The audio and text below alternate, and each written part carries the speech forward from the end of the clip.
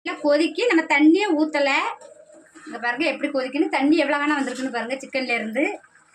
இப்போ இது வந்து நம்ம இந்த சில்லி சிக்கன் மசாலா வந்து நம்ம இது வீட்டிலே அரைச்சது. இந்த மசாலா ரெசிபி யாருக்கெல்லாம் வேணுமோ கமெண்ட் பாக்ஸில் கமெண்ட் பண்ணுங்கள். இந்த மசாலா ரெசிபி போட்டு விடுதேன், நல்லா கலர்ஃபுல்லாக இருக்கும்.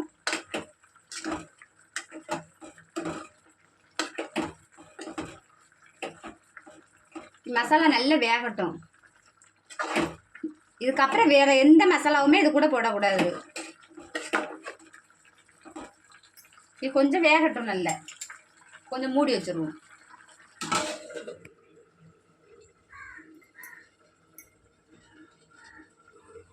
இந்த பாருங்க, நம்ம மூடியை திறந்து பார்ப்போம் எவ்வளோ கட்டி ஆகிட்டு பாருங்க.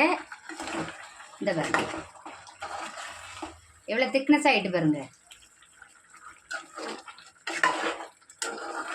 இப்போ வந்து சில்லி சிக்கன் ரெடி ஆகிட்டு, இது வந்து சாம்பார் சாதம், ரசம் சாதம், சப்பாத்தி, பூரி இதுக்கெல்லாம் சூப்பராக இருக்கும். இந்த பாருங்க, இது இறக்க போவேல கொஞ்சோளம் மல்லியலை போட்டு நம்ம இறக்கிடுவோம். மல்லியலை தூவி, மல்லியெல்லாம் கொஞ்சம் கருவேப்பிலை.